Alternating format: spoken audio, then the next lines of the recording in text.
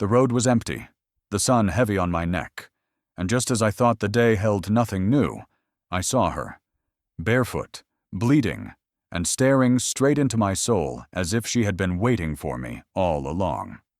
It was market day, and I was returning home with barely enough food to last us through the week. The sun had turned the sky into a sheet of flame, and every breath felt thick with dust. The village road stretched out before me, cracked, red, and lonely. The basket on my hip was lighter than usual, but the burden on my shoulders felt unbearable. I was tired. My sandals were cracked and thinning. My feet ached from walking, and my head pounded with the noise of bargaining voices still echoing in my ears. I wanted only to reach home, to rest, to forget the weight of poverty for one night. But then, at the bend where the acacia trees leaned low over the path, I saw her. She stood alone, right in the middle of the road. She couldn't have been more than 10 or 11, but her presence was not small. Her skin was dark and gleamed with sweat. Her legs were covered in dust. Her dress hung in tatters around her knees. And her feet, dear God, her feet were split, bleeding, raw from walking barefoot over stones and thorns. Yet she did not cry. She didn't even flinch. She stood tall, back straight, and stared at me like a queen out of place. I froze. The sounds of the village vanished. Even the birds stopped calling. Everything in me said to walk past, to lower my eyes and keep going. That's what you're taught when you have nothing. Don't look too long. Don't feel too deeply. But I couldn't. Her eyes held mine. And they didn't ask. They demanded. My chest tightened. Without fully understanding why, I stopped. I looked down at my own feet. Blistered, yes, but still protected. My sandals were falling apart, but they had carried me. I knelt. The dust clung to my knees, hot and dry. I slipped off my sandals and held them out to her. Her expression didn't change. No gratitude, no surprise. She stepped forward, took them gently, and slid her feet in. They were too big. One strap was fraying. But on her, they looked regal. We didn't speak. She gave me a single nod. Then she turned and walked past me, back straight, steps steady. I watched her go, her small figure disappearing into the golden light of dusk. I remained on my knees, barefoot in the heat, heart racing. I didn't know what I had just done, only that it mattered. I walked home barefoot, each stone a reminder. My mother scolded me when I arrived. "You gave away your shoes?" she asked, disbelief in her voice. "To a stranger?" I had no words for her. I barely had words for myself. That night I couldn't sleep. My feet throbbed beneath the thin blanket. Outside, the wind rose louder than usual. It whispered through the cracks in the walls like a voice calling from somewhere old. The girl's face stayed in my mind, her eyes haunting the corners of the dark. Just before dawn, I heard something, a soft knock, or perhaps the wind slapping against the door. I got up, heart hammering. The sky was still deep blue, the stars retreating behind the coming sun. I stepped outside, and there, placed carefully at the foot of the door, were my sandals. But they were no longer mine. Gone were the cracks and broken soles. The leather was smooth, shining softly, stitched with gold threads I had never seen before. They looked new, better than new. They looked enchanted. I knelt slowly, not breathing. I reached out. The moment my fingers touched the straps, I felt warmth, like sunlight even though the world was still cold.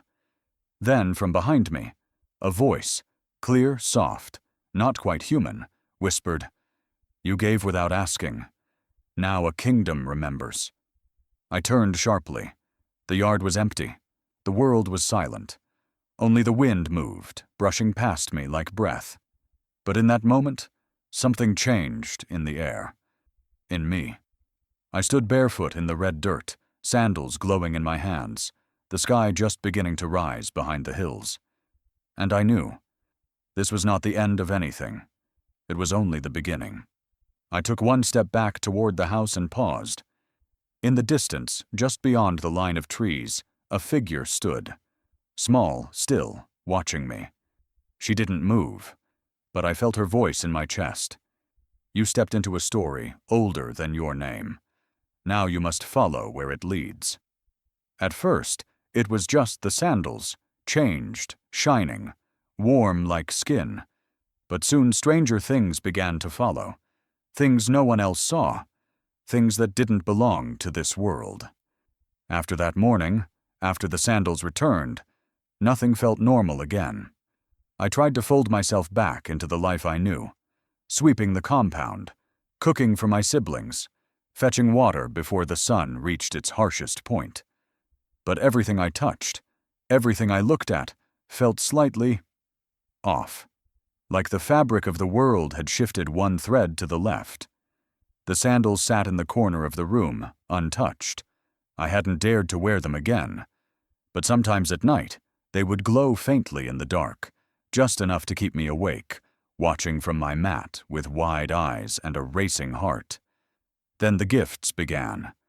The first time, I thought it was the wind. A feather, long, iridescent, like nothing I'd ever seen, lay on my windowsill at dawn.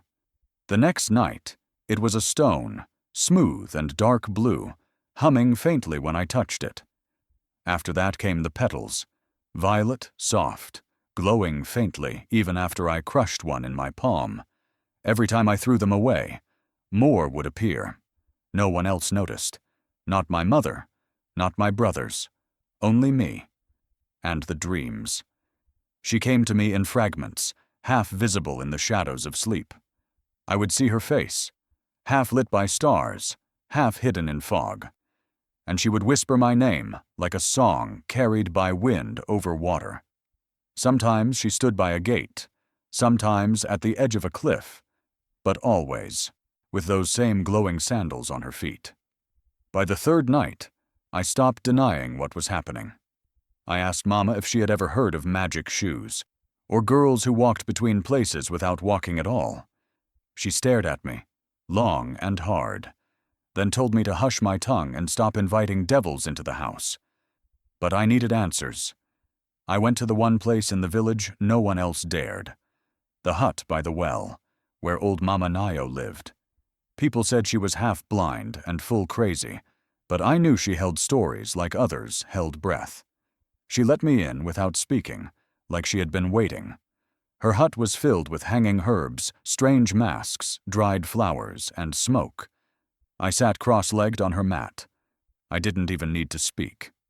You gave something sacred, she said without looking at me. Now something sacred follows. I asked her what that meant. She told me of the hidden kingdom, an old tale, half lost in time. A place that lived in the folds of the world, where royalty did not sit on thrones but walked barefoot through trees, waiting to be remembered. They see the unseen, she murmured, and when the old ways are honored, they reach back. I laughed, but not from joy. I trembled inside. Because I remembered the look in that girl's eyes, too knowing, too old, like she had seen entire empires fall. Days passed. The sandals stopped glowing, but the air around me stayed thick with something invisible.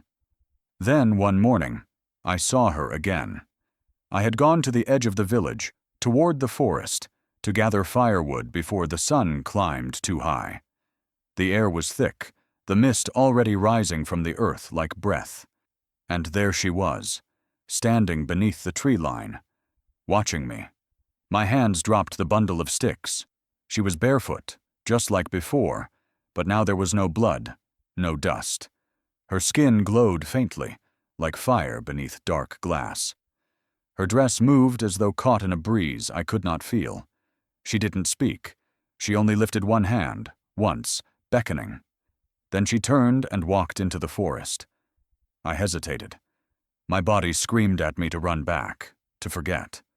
But something deeper inside, the same part that had made me take off my sandals that first day, pulled me forward. I stepped into the trees. The light changed immediately. Everything grew quiet. My breath came short and sharp. The mist rose around me, thickening with every step. I followed the ghost of her figure, just visible between trunks and leaves.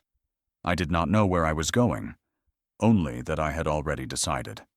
She was ahead of me, just out of reach, always. The path bent in ways that made no sense. Sometimes the forest seemed to breathe.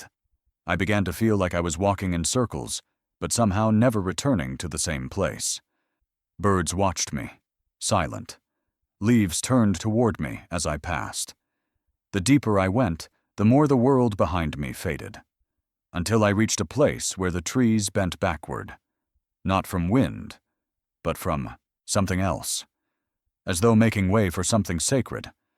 As I stepped through their crooked shapes, the air changed. It was heavy, sweet, electric, and then I heard it. A whisper, not hers, not mine, something older. You cannot return. I froze. My chest tightened. I turned to look back, but the path I had walked was gone, swallowed by mist and silence. Ahead the forest waited, and somewhere beyond it, the kingdom I had been called to find. I took a breath. I stepped forward. No one warns you when the world beneath your feet becomes a memory. As I stepped through mist so thick it swallowed sound, the forest vanished, and I walked into a place my dreams whispered about, but my reality denied. The forest closed behind us like a door sealing shut. Mist curled between trees, thick and solemn, its breath soft against my skin. Every sound softened, the rustle of leaves, the creak of branches, even my own heartbeat. I strained to hear something real, something familiar, but all I heard was silence. The path before us shifted as we walked. One moment the ground was damp earth. The next it glowed faintly underfoot, as though lit from within.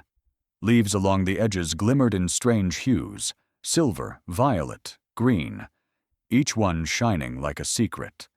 The trees leaned inward, forming archways of whispering branches overhead.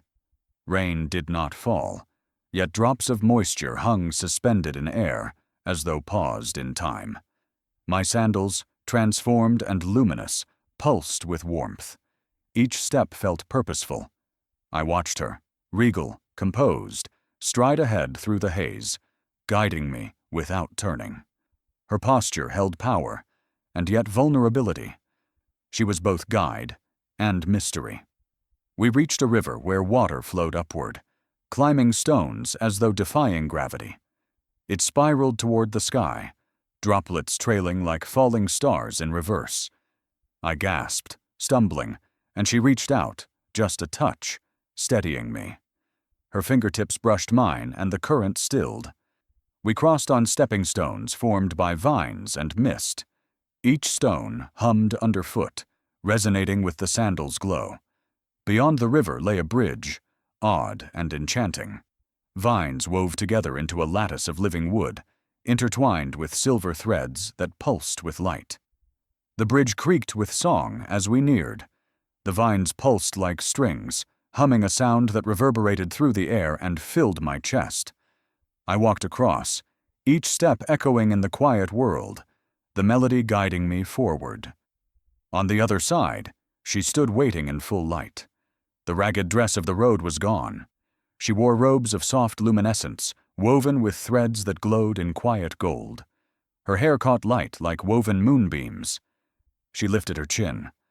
I saw her eyes, deep, sorrowful, proud. She was transformed.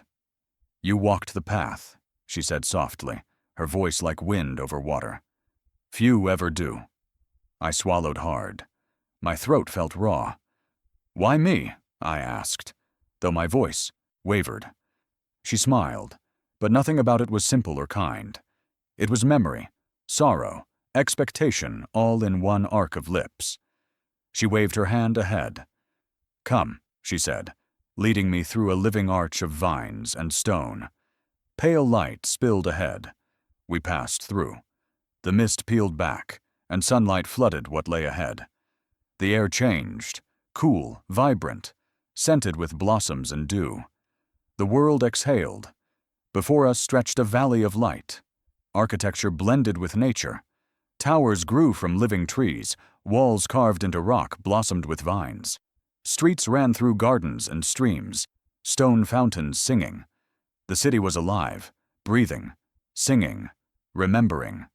Colors I had never seen washed across blossoms, water, leaves. Light danced on surfaces that seemed to glow from within.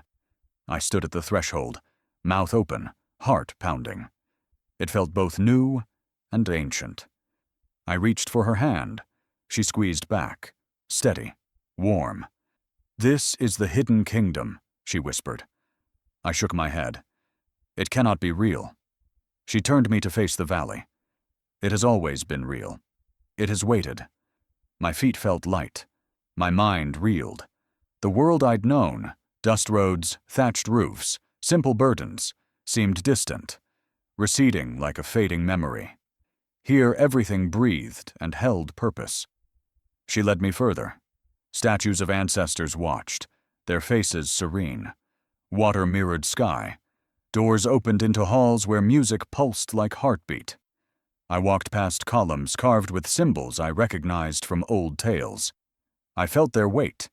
Every step I took echoed with meaning. I asked, "Who built this place?" She said nothing for a long moment. Then, "Those who believed when the world forgot. Those who walked between shadows and memory." We came to a platform overlooking whole spires and gardens. The air hummed with power.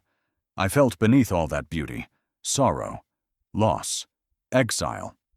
She placed her hand on my chest. "You are not just a visitor," she said. "You are part of its restoration." My breath caught. My vision blurred. The sun shifted. In that moment I understood. I was no longer the girl who walked home from market. I had entered something timeless. She turned to me, eyes bright, and said, "Welcome home." But behind her, in the edge of my vision, a dark figure slipped between columns. A voice, soft but cold, whispered, "You have awakened what was hidden." I swallowed hard, heart pounding, as the valley held its breath, and waited. When I crossed the threshold, I felt the land exhale, as if it had held its breath for centuries, waiting for someone brave enough to remember. I followed her through archways of living vines and glowing stone, leaving behind the mist-shrouded forest and stepping into a world I'd never believed existed. The air changed immediately, heavy with fragrance, dew, and something ancient stirring at the edges of my mind. Light danced on leaves, glinted off marble columns, and bathed the cobbled. Walkways in a warm glow that felt like dawn reborn. Birds in pairs soared above in graceful loops, their songs winding through air in harmonies I'd never known, but felt in my bones. Their calls echoed off crystal fountains and mirrored pools, returning transformed, as though singing the history of this place. Children ran across lawns where blossoms glowed faintly underfoot, laughter echoing in courtyards carved of living stone and vines.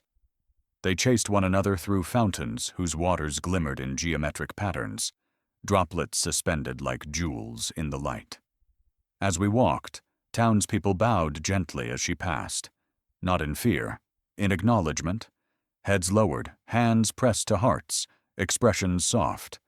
Their eyes held something between reverence and sorrow. I watched her ease past them, regal in her simple movements, robes shifting with subtle luminosity. I reached to touch her sleeve. The fabric felt warm, almost pulsing, as though alive.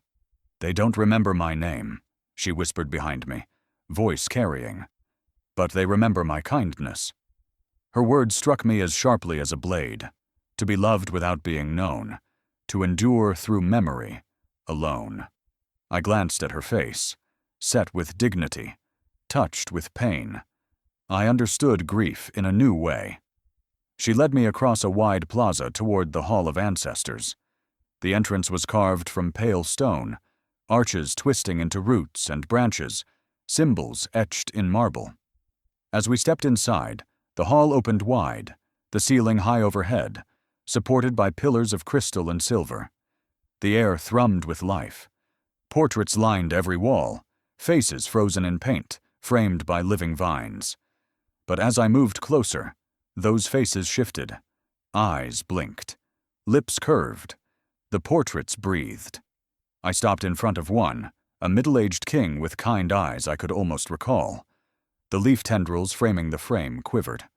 Another portrait, a queen in resplendent robes, her image softened under pressure, as though she recognized something inside me. I hesitated to touch them. I feared disappointment, but the portraits pulsed under my palm, echoing warmth. At the back of the hall stood a colossal mural. It spanned the wall from floor to arch, depicting her, younger, barefoot, standing amid fire and ruin, cloaked in ash. The painting was alive. Flames flickered. Her eyes glowed. Around her lay fallen columns, broken swords, shadows stretching like fingers. I watched as cracks in the mural glowed with light, and then faded. "This was my punishment," she said softly, voice heavy, "for surviving what they did not." My throat tightened. I traced the mural's image with my fingers, feeling heat under my skin. The soldiers who betrayed, the courts that turned, all past, yet alive here. Her bloodline, erased, stitched back into memory. She revealed how the kingdom fell, how the royal court, torn by ambition and deceit, conspired with outsiders. How the crown was stolen, records erased, lives rewritten. She was smuggled away, hidden in the villages, raised among strangers so that the legacy would not burn entirely. Over time, people forgot her name. They forgot the line. They forgot the right she held. But the land remembered. I went along corridors where statues of ancestors watched me with hollow eyes, vines crawling over them. I walked past fountains engraved with old mottos, now faint. I saw domes crowned in living foliage and spires dissolving into treetops.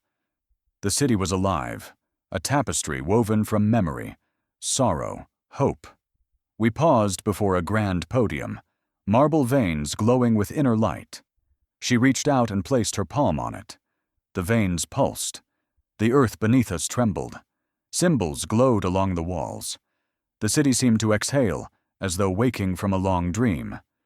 She turned to me then, face poised. Her eyes were fierce, urgent. "You gave me shoes," she said. "But what you truly gave me was proof that the old ways still live." Her words echoed. The hall trembled with recognition. Portraits brightened. Statues shifted. Vines pulsed. The air hummed. A crack split the mural behind her, and a hidden door swung open with a groan. From beyond, a hush of voices, metallic footfalls, and a cold wind rushed in. She grabbed my hand. "They know we are here," she whispered. The light in the hall dimmed, and outside I heard the rustle of armor, approaching. She was more than a wounded girl. She was the hidden heir of a kingdom erased from maps, exiled and forgotten, waiting for someone brave enough to remember. The moment I stepped into the chamber she guided me to, the air felt thick with memory. Dust floated in golden light, streaming through slatted windows, and every surface seemed alive, humming softly, as if the walls themselves had breathed through centuries. On a stone pedestal lay an object that made my heart catch. The sandals I had given her, scorched, worn, and yet carrying a crest faintly etched into their soles. She knelt beside them, tracing the burned pattern with delicate fingers. "This crest recognized your kindness," she said, voice hushed, almost sacred. "It felt the heart behind what you did." I leaned closer, eyes widening. The leather beneath my fingers vibrated faintly, and I felt something pulse through the room. A gentle warmth, a current that made the hairs on my arms stand. I couldn't understand how a pair of sandals could hold history, memory, and magic all at once. She stood, turning toward me. Her face was pale, eyes dark with fire and grief, yet there was calm strength in her posture. "I must tell you," she said, "what happened the night the palace fell. What was lost." The story spilled from her in fragments, Soldiers storming corridors, the clatter of swords on marble, betrayals whispered behind closed doors, smoke curling through every chamber, flames consuming tapestries and towers alike.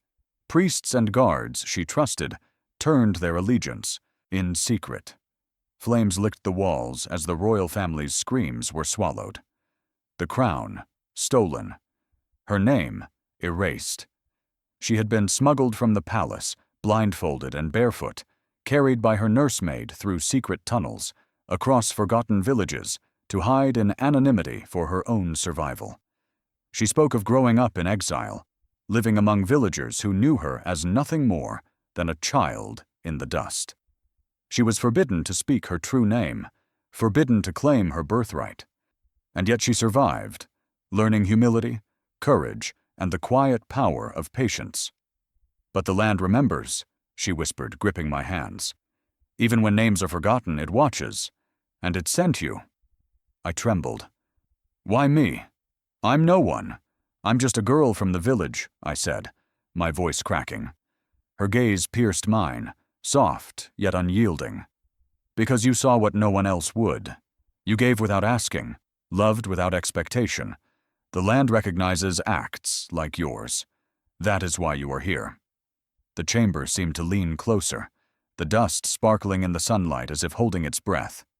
I noticed the air shift, the warmth radiating from the sandals increasing, a pulse that echoed my own heartbeat. Then the floor trembled beneath us. A deep crack spread slowly along the stone, vines twisting up through the fissure. I stepped back instinctively, eyes wide. She didn't move. Her hands hovered over the pedestal, steady, commanding. The crack widened. Roots writhed and bent, peeling stone as though the earth itself were exhaling. From beneath the fractured floor rose a familiar shape, yet impossibly ancient: the crown. It shimmered with light trapped inside centuries of secrecy. Gold glinted through vines that had entwined themselves around it, and jewels flickered like stars hidden in shadow. The crown floated just above the roots, suspended as if waiting for hands worthy to claim it. The room filled with quiet power. I could feel the pulse of the kingdom in the crown's glow, the weight of legacy pressing through time itself. My fingers tingled as if the very air had charged with magic. She looked at me, eyes glimmering with a mixture of hope and fear. "We have awakened it," she whispered. "It waited for a heart brave enough to return. But the crown cannot choose lightly. Whoever claims it must bear the cost of memory, justice, and the truth of what was lost." I swallowed hard. "And if I touch it?" I asked. My words felt fragile in the chamber, thick with history. She gave a faint nod. "Then you begin a path no one else can follow. The kingdom will remember, and it will demand. Every stone, every leaf, every whisper will test you." The crown rose higher, light spilling across her face, across mine, across the chamber, as if the building itself had awakened. I felt the pulse of life in its orbit, a rhythm that matched my own heartbeat. My body trembled with awe and fear. This was no longer a story from books, no longer a myth. This was history, alive, waiting for me. I inched closer, hands trembling, and the light seemed to recognize me. The air pressed against my chest. My pulse raced. Her gaze held mine, steady, guiding. My fingers brushed the crown, and for a heartbeat, the world paused. I felt the weight of every lost ruler, every forgotten name, every whispered legend pressing down, alive in my veins. Then the chamber shivered. Dust fell from rafters. The floor beneath me groaned. From the depths, shadows shifted, not hostile, but aware, testing, watching. My heart thudded in my chest, every instinct screaming caution. The ground beneath us cracked further, wider, roots twisting violently upward. The crown hovered, golden light spilling in wild arcs. Her eyes met mine, fierce and urgent. "This is the moment the kingdom awakens, and you will not turn back." I reached forward, breath held, as the earth itself seemed to lean toward my hand. And then a voice whispered through the chamber, "The crown remembers, and it chooses now." The kingdom could awaken, but only if someone remembered what had been lost. And memory, I was learning, came with a cost no one had ever warned me about. The moment I stepped into the inner chamber, the air thickened like honey, heavy with history and whispers of what had once been. Light spilled unevenly across the floor, filtered through lattices of living vines intertwined with gold-threaded crystal. The crown rested on a pedestal at the center, glowing faintly when she touched it. But when I stepped near, it flared, bright, almost angry, as if testing my resolve. She turned to me, eyes steady, voice low and commanding. "The land chooses not just royalty," she said, "but memory keepers, those who bear the weight of what the world forgot. You must remember everything if the kingdom is to awaken fully." I swallowed, heart thundering. I had followed her this far, across mist, through hidden paths, into places no human was meant to tread. But memory keeper? The words felt heavier than the crown itself. My palms grew sweaty, yet I didn't step back. She led me down a hallway lined with alcoves, each containing relics of the past. Dresses faded but still elegant, scrolls rolled carefully in gold-threaded cases, toys cracked and worn by time. As she guided me, the items seemed to pulse with life. When I touched one, a voice whispered faintly. A memory of laughter, a fleeting moment of triumph, a sorrow long buried. I lifted a carved wooden pendant, its edges smoothed by time. The moment my fingers closed around it, a vision struck me, sharp, vivid, and unbearable. I saw her as a child, running barefoot across palace halls, flames licking at the edges of her vision. Yet she laughed, eyes bright with defiance. Then the vision shifted. Soldiers stormed in, fire spreading. Her family struck down. I stumbled back, gasping. She caught my hand, steadying me. "Do not fear what you see." "I whispered. The curse thrives on forgetfulness. It grows stronger when memory fades. Every relic, every artifact, every stone holds a story that will not speak unless touched by someone who remembers. I followed her through room after room. Every object was alive with memory, and as I held them, I felt centuries press into my chest. The weight of joy, betrayal, laughter, and despair. I could feel the kingdom itself breathing beneath the walls, waiting for someone to awaken it fully. The crown called to me, its light thrumming in time with my heartbeat. She knelt beside it, brushing her fingers along its curves. "Only sacrifice can wake the walls," she said, eyes locked on mine. "Only when the memory is honored, when someone gives all they are, will the kingdom return from shadows." "What must be given?" I asked, voice trembling, though my pulse rang loud enough that I feared she would hear it over the hum of the room. She straightened, her gaze piercing. "Not gold, not jewels, not comfort. You must give what is yours. Your past, your home, the world you have known. Every memory of it will fade if the kingdom is to rise. The people, the walls, the songs of ancestors. They will awaken, but your old life will vanish. And there is no turning back once the process begins." I stumbled backward, heart racing. My siblings, the village, the market, the dusty paths, the riverbank, everything I had known, loved, and relied upon. Could I relinquish it all? Could I sacrifice who I was for a kingdom I had never seen, guided by a girl I barely understood? Her voice softened, yet it carried the weight of inevitability. "You see, you cannot awaken what has been hidden without becoming part of it. The memory requires a keeper who will bear its entirety, the grief, the joy, the pain, the loss. You will not only remember for yourself, but for them all." I nodded slowly, swallowing hard, gripping the pendant in my palm. I felt tears prick my eyes. I had walked through storms, mist, and secrets, chased by whispers and shadows. I had given sandals to a barefoot child and been drawn into a story centuries old. Now I faced the ultimate choice: hold on to everything I knew, or surrender to the past, to restore what was lost. The crown pulsed again, brightening with each heartbeat. The relics around me vibrated faintly, and the walls hummed, as if aware of my hesitation. I could hear faint voices, ancestors, guardians, old servants, whispering through the stone.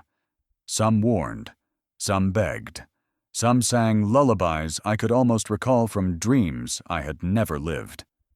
I stepped closer. My fingers brushed the crown.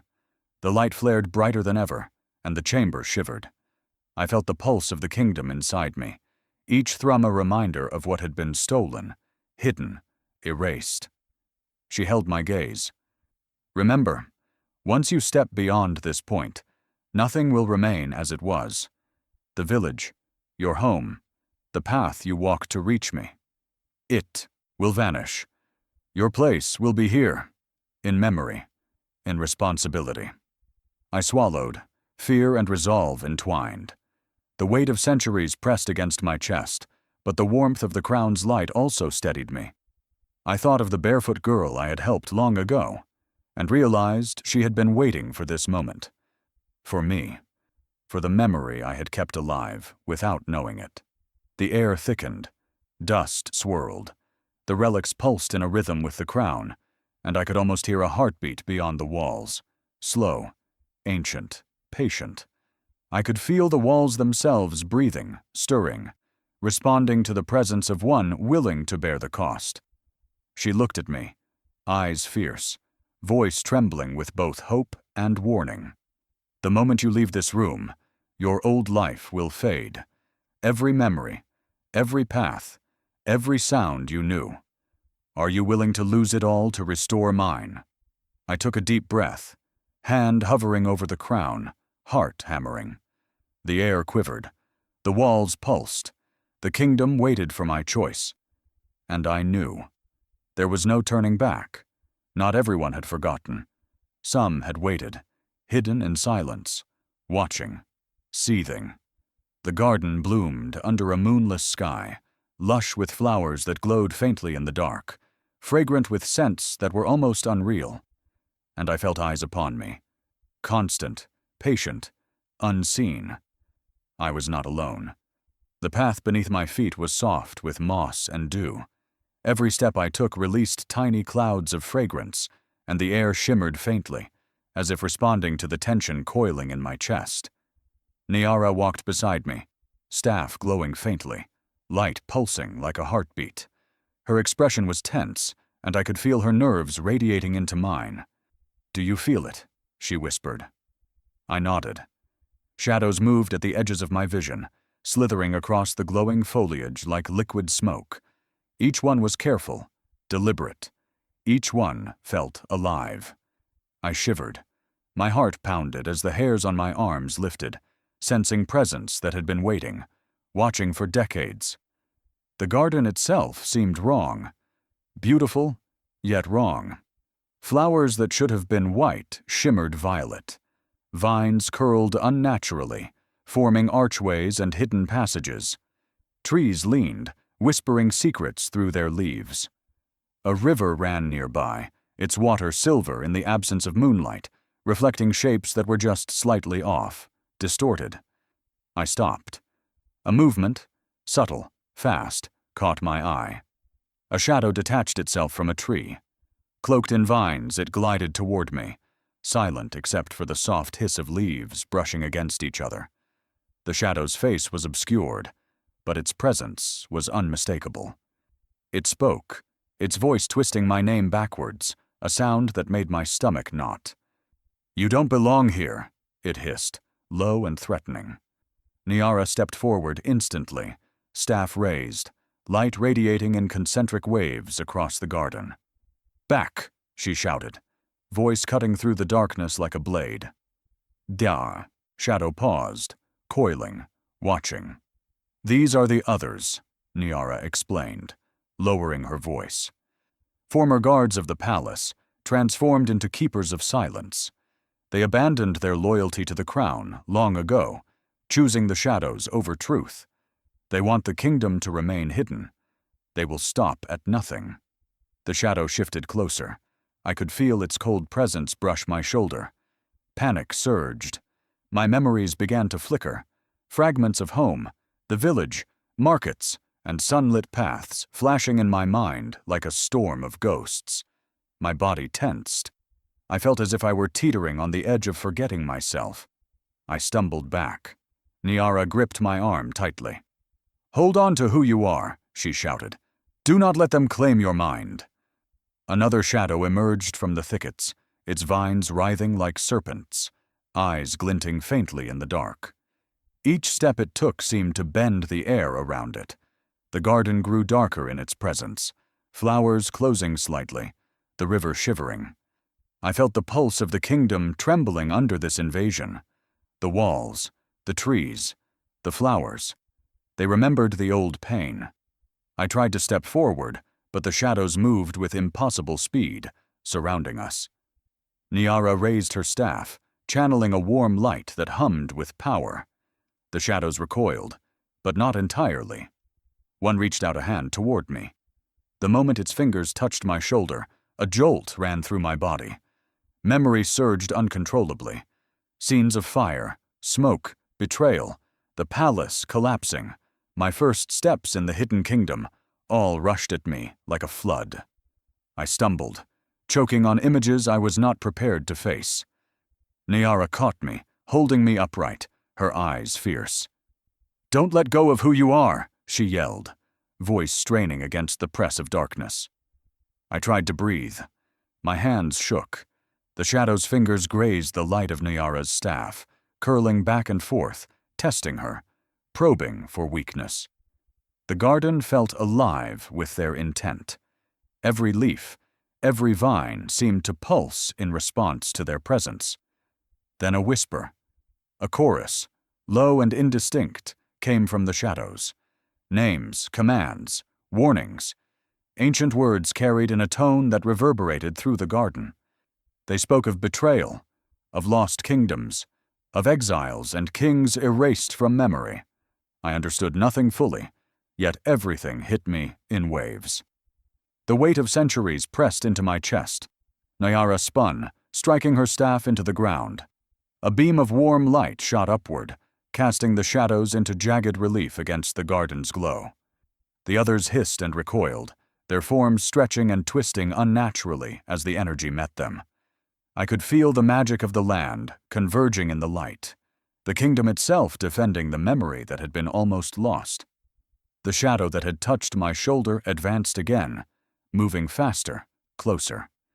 My memories flared, images overlapping, the girl in the dust, the path through the mist, the first time I had touched the glowing sandals.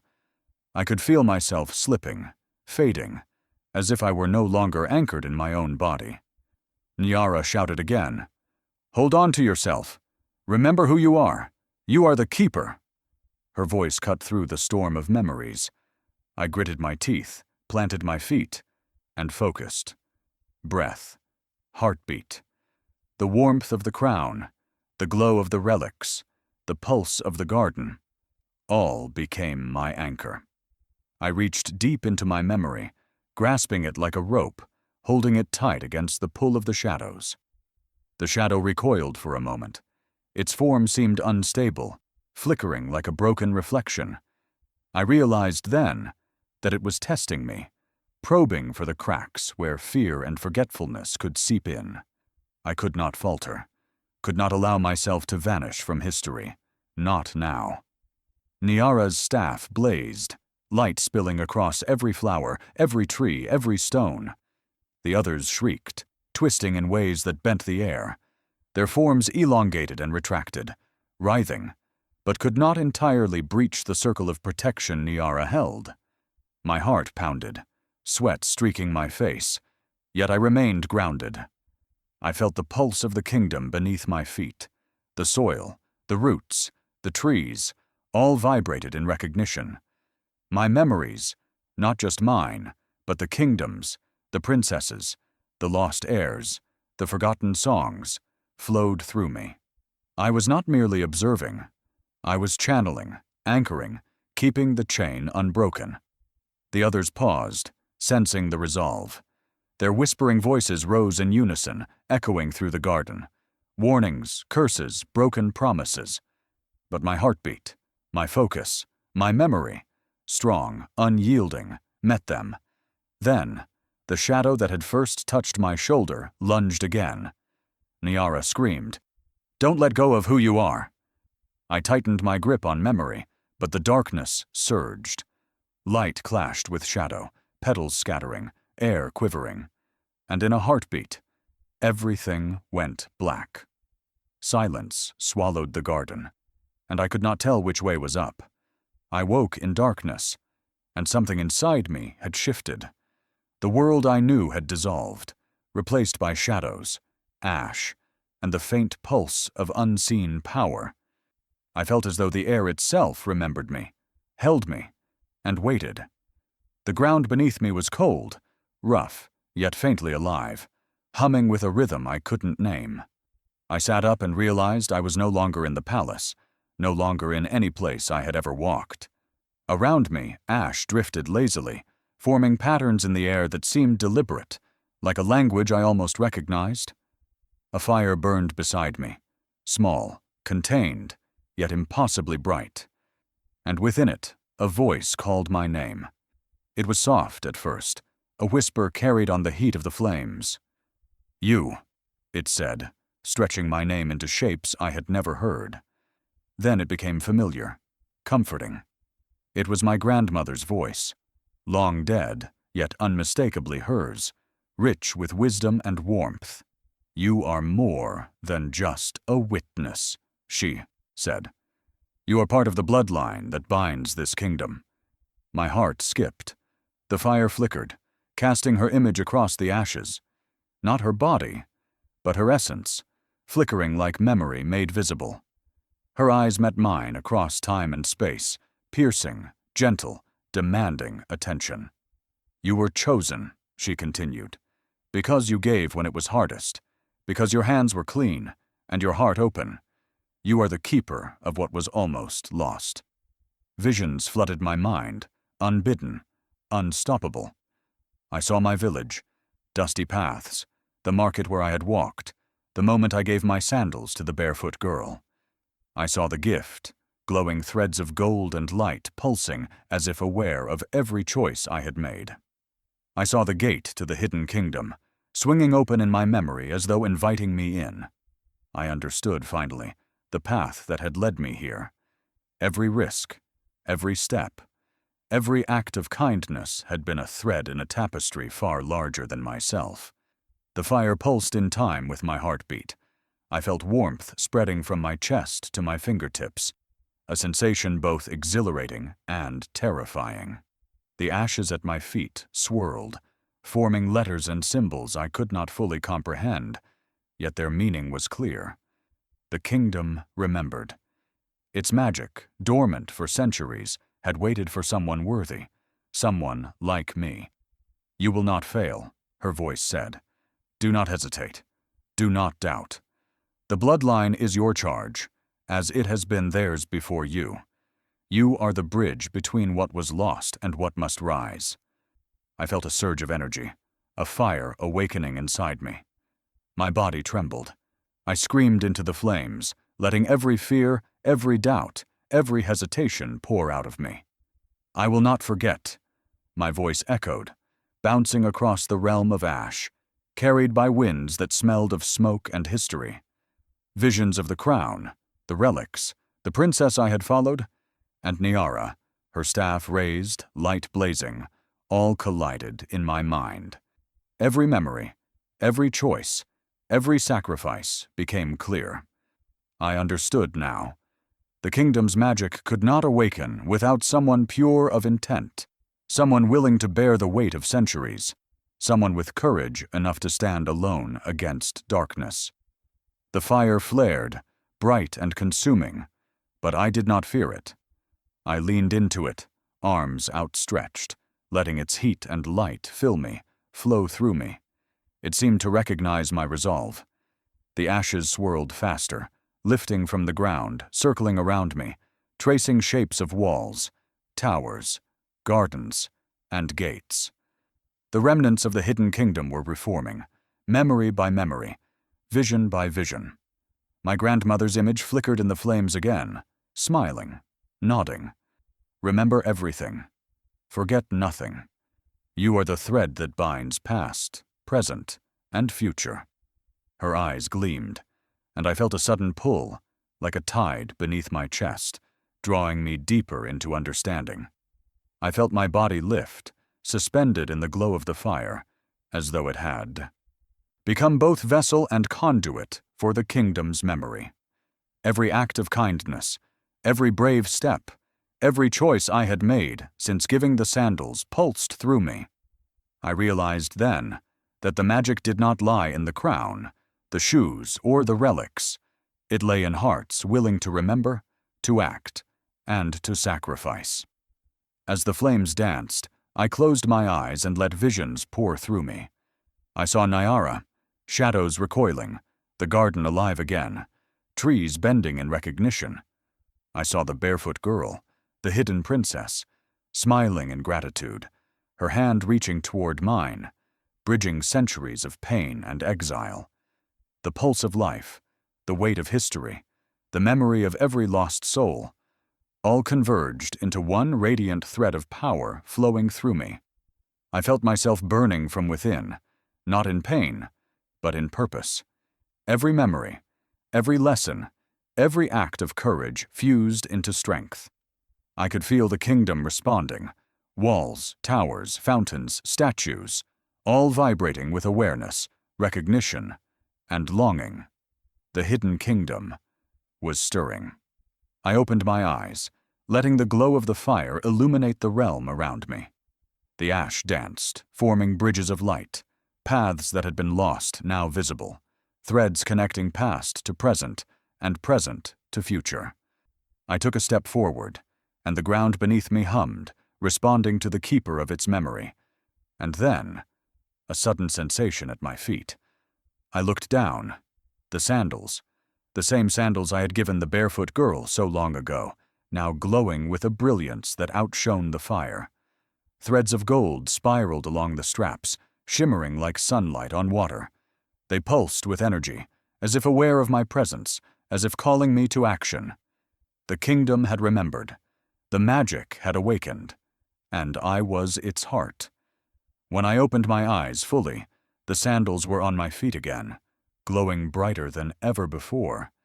The air thrummed with life, the shadows and whispers of the hidden kingdom converging around me. I felt the weight of centuries pressing, but also the promise of awakening. A voice whispered from the flames, "You are ready. Now rise, or the kingdom will remain lost forever." And as I stood, the fire surged, blinding and alive, calling me to step into a fate I had only begun to understand. Some names are songs, some are swords. Mine was both, and I had only just remembered it. The throne room stretched before me, larger than any hall I had ever imagined. Light from the floating lanterns shimmered against polished stone, casting long shadows that danced like memories of those who had walked before me.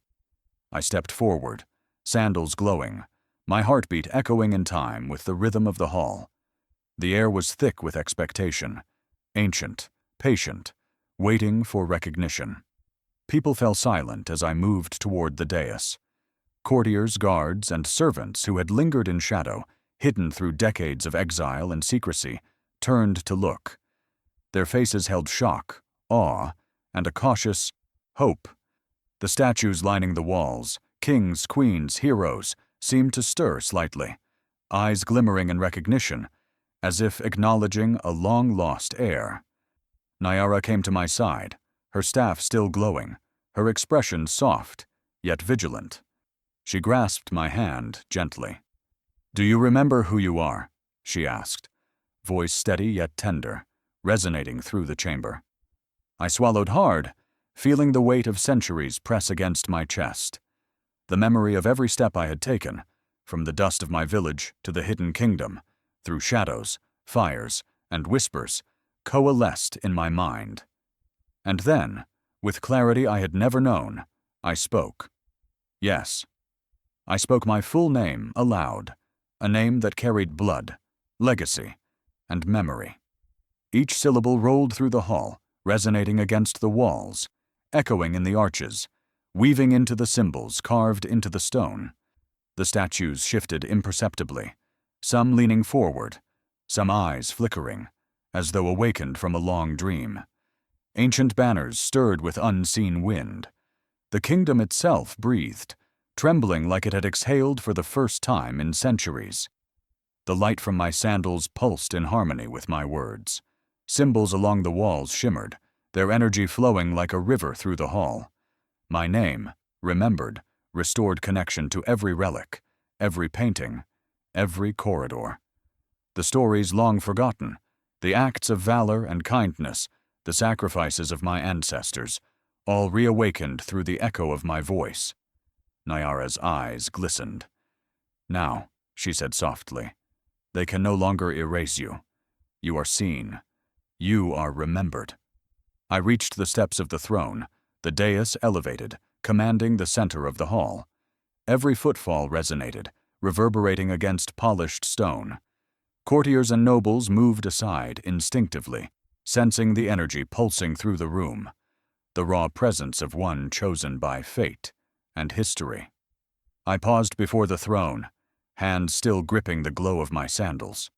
The crown that had risen from roots, the relics I had seen, the whispers of the kingdom itself, all seemed to pulse in acknowledgement. A warmth spread through me, not just of light, but of belonging. I was no longer just a village girl or a witness to stories of exile. I was part of the kingdom, its memory, and its future. Nyara stepped closer, guiding me gently. "Take your place," she whispered. "Not as a subject, not as a shadow, but as the heir who remembers." I reached toward the throne. As my fingers brushed the cool polished wood, the walls of the room shivered slightly. Light traced the edges of banners, statues, and paintings, illuminating faces that had long been forgotten. I felt the pulse of the kingdom beneath my feet, through the floor, into my bones. Every corner of this hall, every hidden chamber, every memory buried in dust and shadow, answered my claim.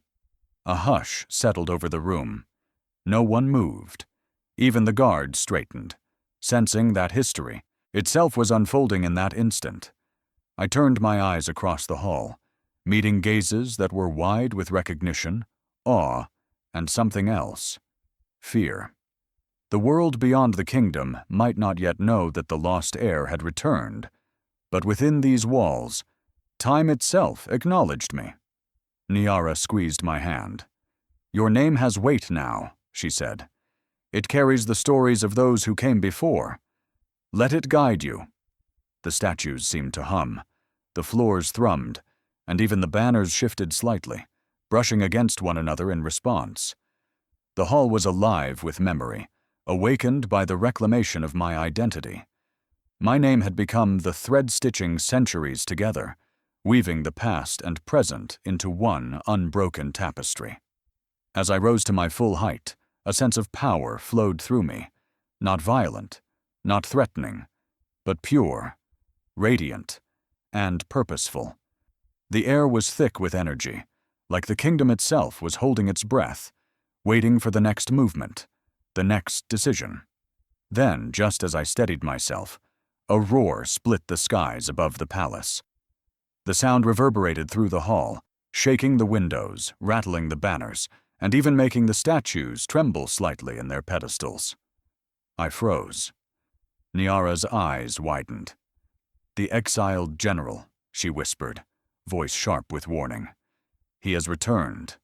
The doors at the far end of the hall shook as the wind from the roar swept through, scattering papers, stirring the air into a vortex of tension and fear. Courtiers murmured, stepping back. Guards raised weapons, uncertainty flashing across their faces. I gripped the throne tightly, heart pounding, every instinct screaming that the safety and stability of the kingdom could hang on what came next. My name had awakened memory. My presence had brought life to the kingdom. But the forces that had exiled us, hidden us, and shattered our lineage were not yet vanquished. Niara tightened her hold on my hand. "Stand your ground," she said. "The kingdom is yours, but you will not face him alone." I nodded, my pulse steadying. Every memory I had gathered, every lesson, every choice, every act of kindness that had brought me here surged through me. I was no longer the girl from the village. I was the heir, the memory keeper, the voice of a kingdom that refused to die in shadow. The doors burst open, and a figure cloaked in blackened armor stormed through, exuding a menace that made the hall shiver. His eyes glinted with a familiar cruelty. The exiled general, seeking revenge, claiming what he believed had been stolen. The roar shook the skies and echoed through the hall. I raised my glowing sandals, heart racing. Niara whispered, "Stay strong, or all will fall." The general stepped forward, eyes locked on mine, weapons gleaming. And in that instant, I knew the fight for the kingdom had only just begun. The kingdom had survived centuries of silence, betrayal, and exile. Now it had to survive wrath, raw, unrelenting, and alive. The sky above darkened as though sensing the weight of what was about to unfold. Mist rolled back across the plains surrounding the palace, revealing shadows that moved with precision, like a tide of intent and malice. 1,000 soldiers appeared through the fog, their faces obscured, weapons glinting under the faint, eerie light. Every step they took seemed synchronized, every breath measured. "They serve the shadow of the fallen," Niara whispered beside me, staff pulsing with protective light. "They seek not just the kingdom, but to erase everything it remembers." I swallowed hard. My sandals, glowing gold and infused with the energy of memory, were beneath the crown, linking me to the kingdom in ways I could feel pulsing through my body. I touched them briefly, letting their warmth flow into me, grounding me. My heartbeat synchronized with the kingdom's pulse, steady, rhythmic, unyielding. We summoned the Council of Elders, long-hidden guardians who had watched over the kingdom in silence for decades. They emerged from shadowed chambers, robes heavy with time, eyes reflecting centuries of pain, hope, and vigilance. They circled the throne and the crown, hands raised over relics, chanting in a language older than memory. "They told us a battle had been foretold," one elder said, voice trembling yet authoritative. "A conflict that would decide the fate of all who remain. Only 2 will stand at the end, yet only 1 will rise." I glanced at Niara. Her expression mirrored my own uncertainty, tempered with unwavering courage. "But which one?" she asked softly, voice barely audible over the hum of the kingdom awakening. "The one who gave, or the one who was born to claim it?" The ground beneath us trembled. I felt the energy of centuries press upward, through stone, roots, and air. The crown pulsed, calling, demanding recognition, demanding justice, demanding action. I clenched my fists, feeling the responsibility of every name, every story, every act of courage and kindness that had led me here. Then the first arrows fell, slicing through the mist like streaks of silver. Soldiers surged forward, their weapons raised, the ground shuddering beneath their numbers. Shadows stretched unnaturally, merging with the fog, bending reality. I could see the faint outlines of former exiles, fallen generals, and spectral forms twisted by rage and forgotten loyalty.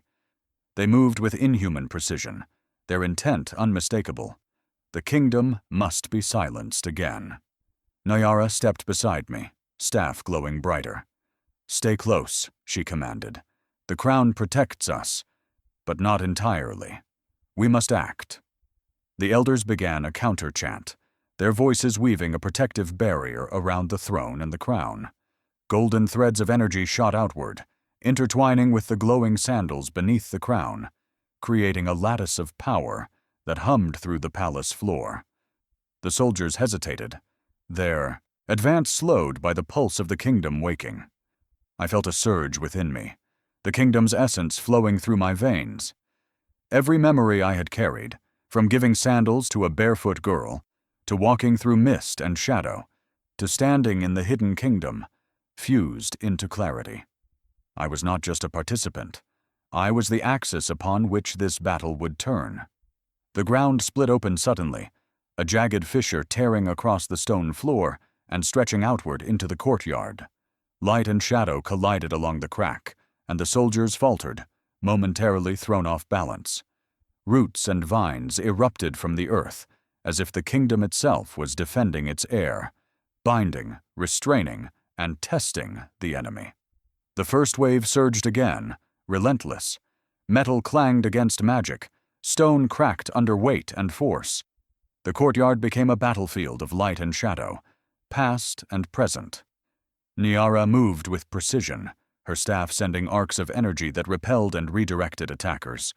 I focused on the crown and my sandals, feeling every pulse of their magic, channeling it outward. Then I heard it. A voice. Clear, strong, and cutting through the chaos. The enemy called my name. Not hers. Mine.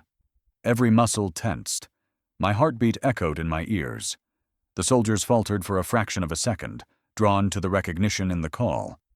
I realized then that the battle had been waiting for this moment. The moment the true heir stepped fully into the light, recognized not just by blood, but by the kingdom itself. Niara's eyes met mine. "They know," she whispered. "They feel your claim. You are not merely the observer anymore. You are the anchor." The roar of the general echoed above the clash of blades. Shadows shifted, converged, and attacked in waves, yet every pulse of the kingdom beneath me rippled through the battlefield, countering, bending, protecting. I felt the weight of centuries in my palms, my heart, my mind. Every story, every act of courage and kindness, every forgotten name and whispered legend coursing through me. The clash of metal and magic intensified. Soldiers fell back, their armor clashing against energy that should not exist. The mist thickened and swirled, carrying whispers of ancestors, guardians, and the lost voices of the hidden kingdom. I realized I could see them all, feel their presence, and channel it through the glowing sandals at the base of the crown. I raised my arms, letting the pulse of the kingdom flow through me, radiating outward like a shockwave of memory, light, and energy. The ground shivered, roots and vines twisting to form barriers, deflecting attacks. The soldiers who had sought to erase the kingdom hesitated, disrupted by the sheer force of recognition, by the awareness that the heir, the memory keeper, had arrived. Niara shouted, "Hold them! Protect the crown!" She moved in tandem with the energy, each strike of her staff reinforcing the pulse, each motion amplifying the light, each breath synchronized with the rhythm of the kingdom awakening. And then, above the battlefield, I saw him. The exiled general, mounted on a blackened horse, eyes blazing with fury, weapon raised. He bellowed, calling my name, challenging the kingdom itself. His voice cut through the air like a blade, shaking the stones beneath our feet. I clenched my fists. The kingdom pulsed beneath me, the crown flared, and the sandals thrummed in response. I was no longer the girl who gave shoes to a barefoot child. I was the heir, the memory keeper, and the kingdom itself had chosen me to face him. And I heard the enemy call my name. Not hers, but mine. Every heartbeat, every memory, every act of courage led to this moment. The crown glowed violently, the sandals pulsing beneath it, tethering me to the kingdom. The exiled general advanced, fury in his eyes, shadows stretching like claws behind him. And I knew. This was the moment the kingdom's fate would be decided. What do you do when destiny places two thrones before you? and one crown to claim. The answer is never simple, and the weight of it presses on your soul like nothing else. The battlefield had quieted, only the echoes of the clash remaining. The ring of metal, the crackle of residual energy, the whispers of the kingdom that had endured so long in silence. Niara and I stood side by side, both exhausted, bloodied, yet unyielding. Every scar, every bruise, every tremor in our bodies was a testament to survival, loyalty, and courage. The crown hovered above us, suspended in midair, radiating pure golden light. It pulsed like a heartbeat, searching, measuring, deciding. Its glow intensified, casting long shadows across the battlefield, illuminating faces, trees, and remnants of the enemy who had fallen. Even the ground beneath us seemed to quiver in anticipation. "One must kneel," the voice of the land spoke, not loud, but resonant, carried in every pulse, every vibration, as though the very earth had chosen its words. Niara turned to me, eyes shining, still fierce but tempered with humility. "I will kneel," she whispered, her voice trembling slightly. "You gave when you had nothing. You carried the weight without expectation. It is yours." I felt the pull of the crown's energy, the weight of choice pressing against my chest. My body ached, my mind raced, yet my heart beat with a clarity I had never known. I looked at Niara, at the fire in her eyes, the resolve in her stance, the grace in her surrender. And then I realized, this was no longer about who deserved the crown. It was about what the kingdom had endured, about the lives it had nurtured, about the legacy it had preserved through memory and sacrifice. I fell to my knees instinctively, but not in submission. "No," I whispered, voice raw with emotion. "We rise together." The sandals beneath the crown began to glow, threads of gold spiraling upward, connecting to our hands as we reached for the floating symbol of the kingdom's authority. Energy surged through us, a current that carried the weight of every life, every memory, every act of courage and kindness that had built the hidden kingdom from dust and whispers. The crown split in two, not broken, but reborn. Each half hovered above our hands, radiating light that intertwined, harmonized, and pulsed with life. It was a creation born of choice, unity, and shared responsibility. The kingdom itself seemed to breathe, walls shimmering, trees bowing slightly, rivers and fountains glowing, as if in recognition of the heirship now shared. I felt the pulse of history beneath my palms, the relics, the spirits, the memories that had waited for centuries responded in unison. Every child, every ancestor, every citizen of the hidden kingdom, past and present, seemed to acknowledge the moment. This was not merely a crown. This was proof that unity, kindness, and courage could rewrite destiny. Niara's voice broke through the hum of energy. The kingdom chooses its leaders, not by birth alone, but by what they give, what they protect, and what they remember. Her hands pressed against the crown, her light merging with mine. I felt warmth, power, and memory flooding through me. The sandals pulsed beneath the crown, as if recognizing their master, as if their glow was more than light. It was life, inheritance, and a promise to all who had been forgotten. Around us, the battlefield transformed.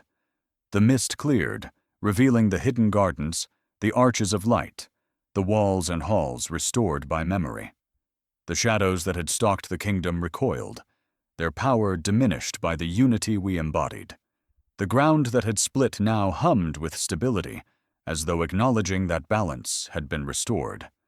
I rose slightly, still holding the crown. Niara mirrored me, rising as well, our energy intertwined, hands glowing, connected by the shared pulse of destiny. The kingdom no longer asked us to choose between one or the other. It asked us to lead together, as equals, as guardians, as heirs not just of a throne, but of memory itself. The relics responded, floating slightly, illuminated by our combined presence.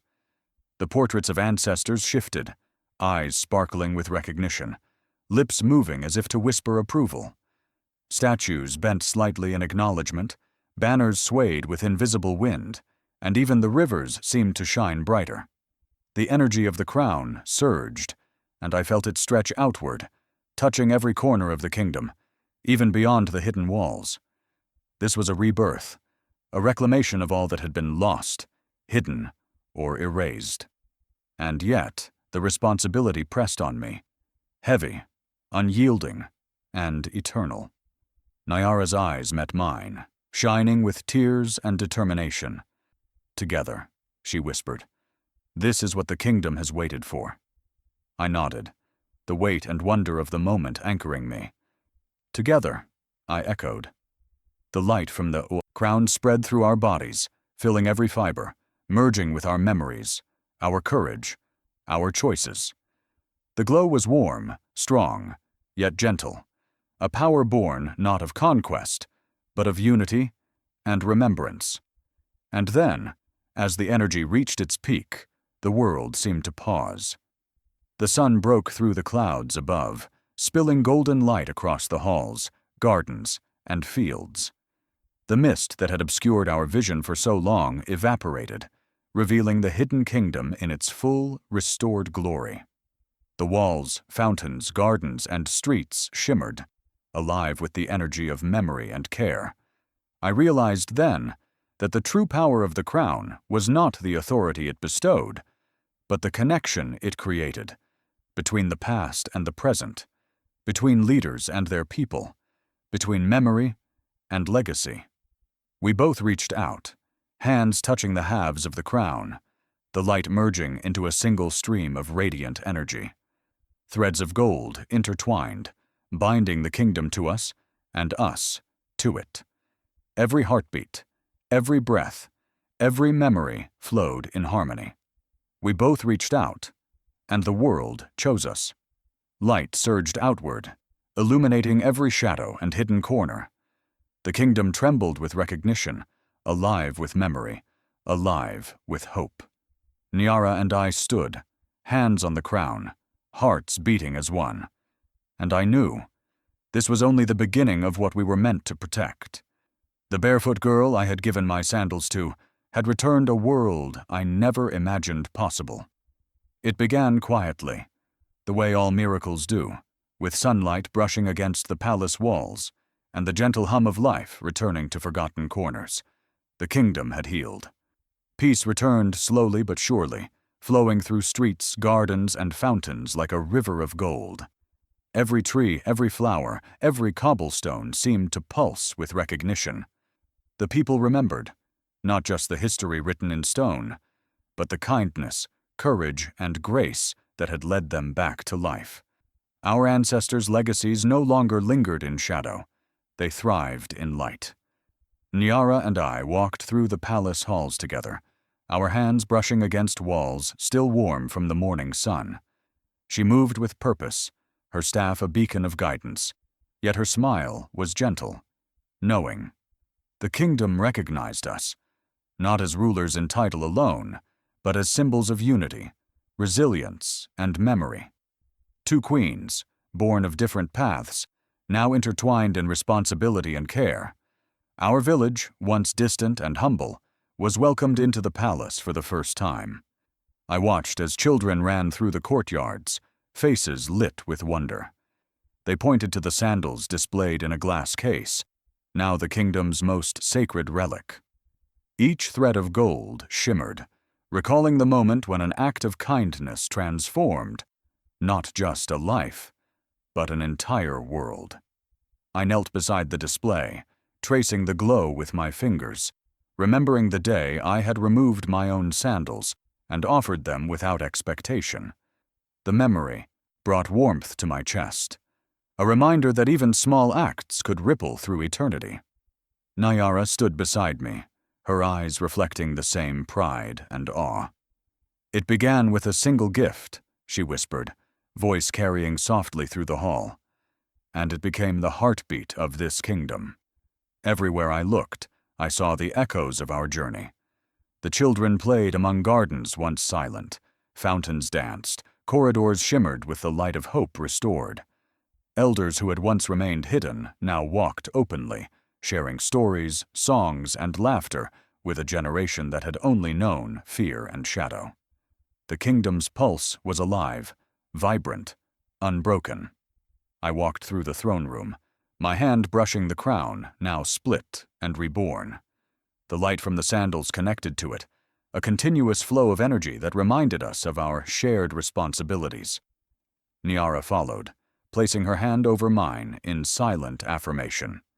2 rulers, 1 heartbeat, 1 purpose: to protect, to remember, and to guide. I had never returned to the world I had known before the Hidden Kingdom. There was no need. My village was here, intertwined with the palace, the people, and the land. Memories of dust, pain, and exile now lived only as lessons, guiding us in choices for the present and future. Every sunrise brought clarity, every sunset carried reflection, and every moment in between was filled with the weight and beauty of what had been reclaimed. In the gardens, I often paused to watch children playing, their laughter mingling with the rustling leaves and distant songs of the river.